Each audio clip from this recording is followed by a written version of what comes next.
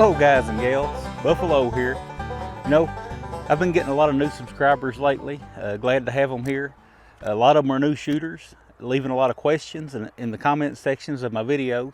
Now you guys know that I've done a lot of videos on rim fires, and a lot of them seem to be getting a 22 rifle or a 22 pistol as their first gun, and they're getting on the internet and they're looking it up and stumbling across my videos, which is a great thing.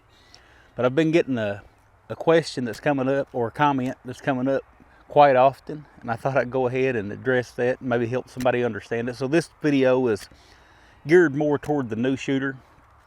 So this video is going to be about how to protect your chamber or your firing pin or striker when dry firing a 22 LR chamber gun. Always take precaution to remove all live ammunition from the area when you're dry firing. You don't want to get that mixed up, regardless of whether you're using a spent case like I do sometimes, and I'm going to demonstrate this video, drywall anchors, or actual snap caps. Don't let a mix-up happen. Now, I have one live round with me today for demonstration purposes on this video, but normally I'll remove all live ammunition from the area, and always point the gun in a safe direction. Treat the gun when you're dry firing as if it is going to fire live ammunition. You guys have seen, I don't know how many times in my other videos, if I'm doing a trigger pull with the scale or something on one of my 22s, I'll pick up a piece of brass, spent case brass, and stick it in the chamber, and then do my trigger gauge pull, dry fire it with the spent case in there. And a lot of people are asking me, why in the world would I do that? So I'm going to try to explain that a little bit today. You know, a rimfire round, here's a rimfire and a centerfire.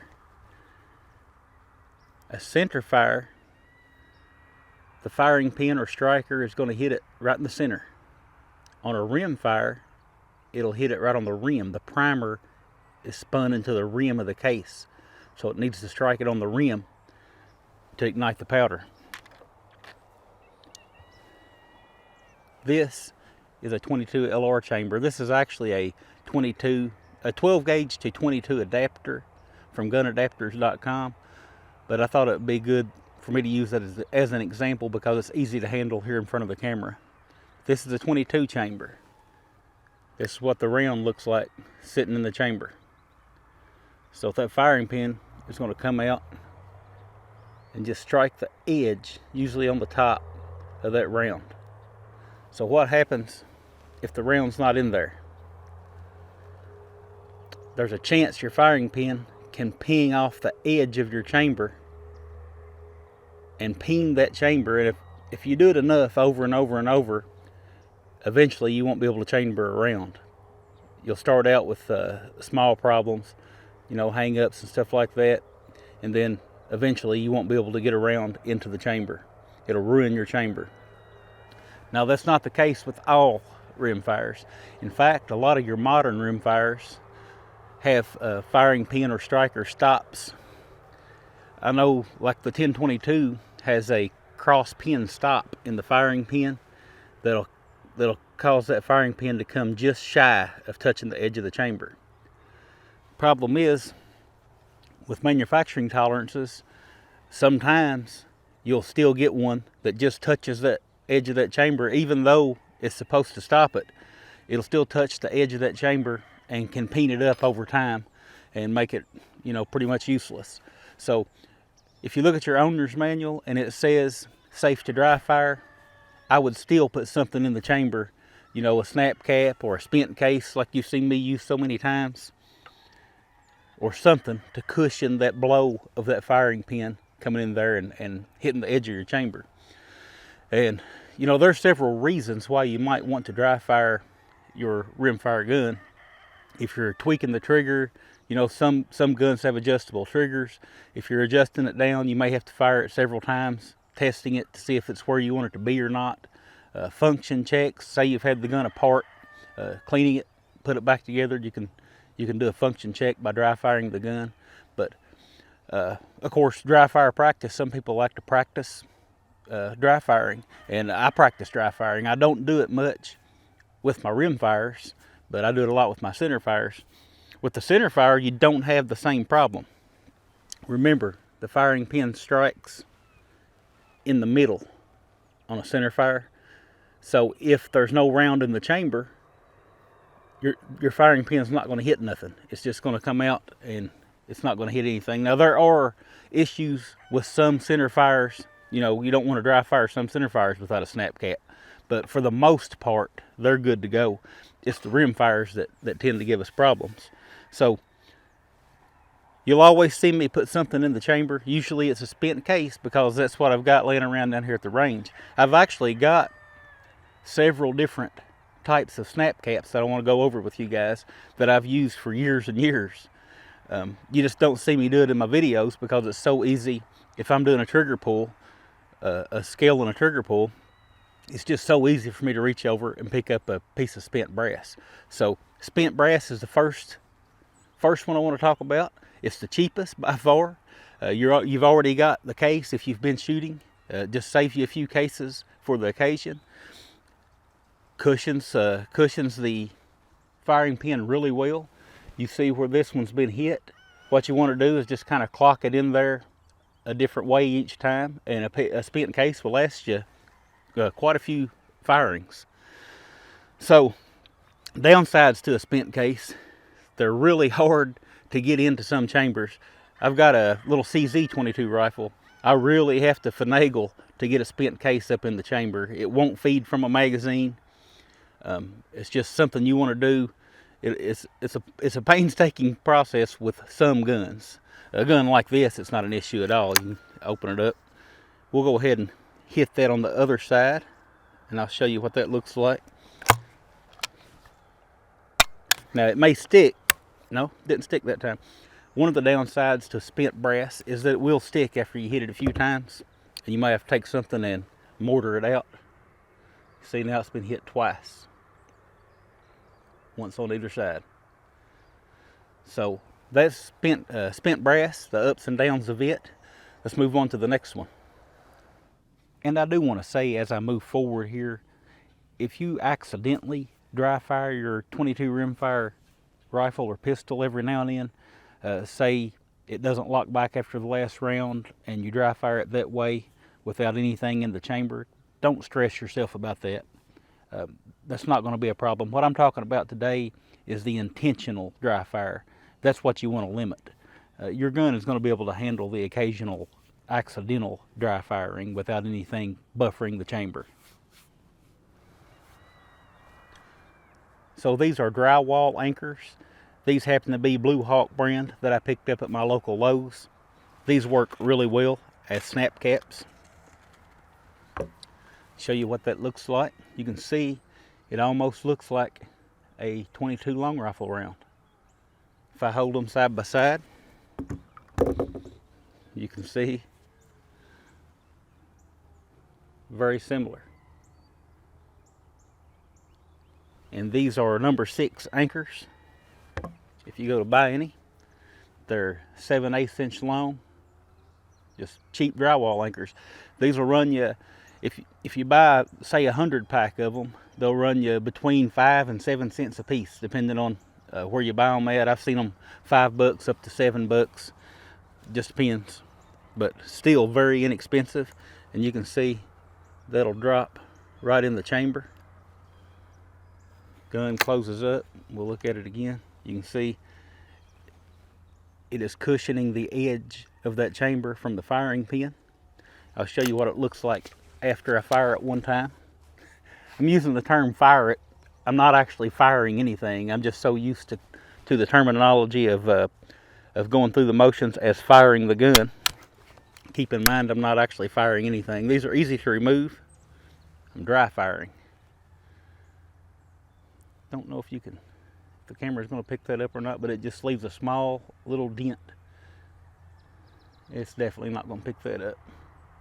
But it just leaves a small little dent. You can use this over and over many times. 100 pack will last you a long time. Downside to drywall anchors is they won't feed from some magazines. They will feed from a lot of magazines, but there's some magazines they won't feed from. And, you know, They just happen to be about the same size as a 22 LR cartridge. They aren't built to 22 long rifle specifications. These have a much wider tolerance in manufacturing than a 22 LR cartridge. That 22 LR cartridge has to be a certain size to fit in your chamber. This is just holding a screw to drywall. So sometimes in the same package, you'll pick up one that doesn't have very much of a lip.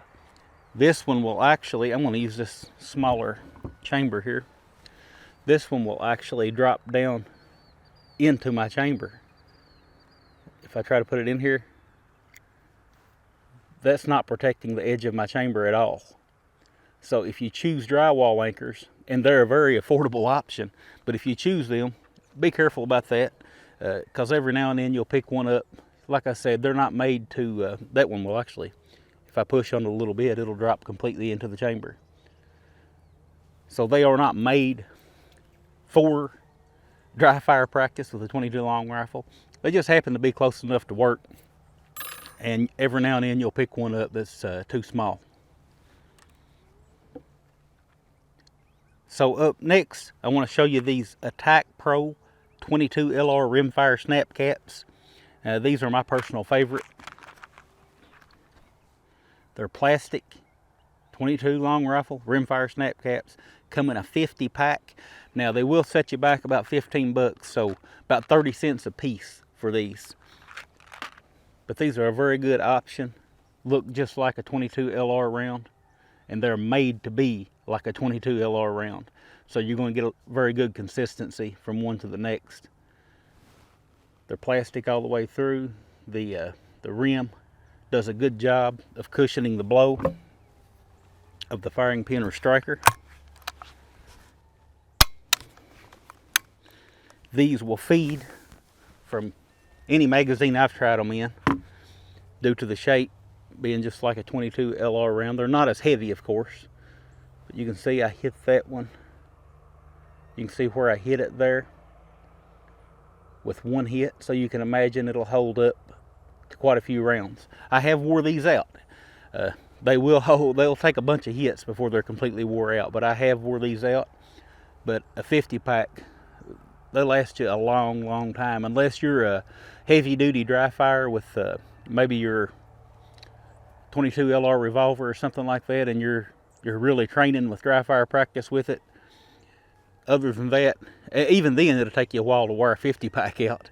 But for just random dry fire like I do, for function checks and stuff like that, these last virtually forever.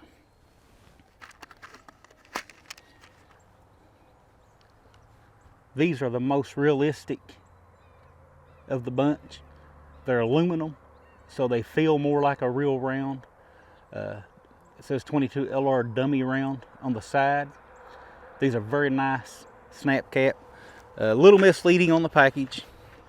These are A-Zoom by Pachmeyer. It says the dead cap provides unlimited dry fire without damage to firing pin, or without firing pin damage, however that reads. My problem with it is it does say unlimited. Makes you think these will last forever. These actually don't last as long as the Attack snap caps I just showed you, those little blue ones. Those actually last longer than these. These being aluminum, they are sized perfectly. That's the real advantage. These are perfectly sized as a 22 round. But that aluminum rim, what'll happen over time, it'll take a lot of blows to ruin it. It'll last a while, but when it does start to fail, little pieces of it will break off. I've had them fail, and the little pieces of aluminum rim will break off and potentially fall down into your firearm, and can be a pain to get them back out. They can cause you problems. So once I get these wore down to where it's been hit pretty much all the way around, I toss them out. I don't take chances with the pieces breaking off. I'll show you what it looks like after it's been hit once. And these are by far the most expensive of the bunch that I've showed you here. These will cost you, I don't know, about $1.50 each. I bought that 6-pack, and I think that's what it came out to, was $1.50 a piece. So by far the most expensive, but the most realistic as well. So here's what that looks like after it's been hit one time. So you can tell it would hold up to a lot of hits, but I'm just letting you know that I have had them fail. I've pushed them to failure, and that aluminum will start to break off the rim eventually. But that's about all I've got as far as what I use for snap caps, and hopefully I explained why I use snap caps. Hopefully, like I say, hopefully some new shooter will have a little better understanding about this. You know, they say buy a man a plane ticket and he'll fly once. Push a man out of a plane and he'll fly for the rest of his life. But that's all I got today, and I'll talk with y'all again soon.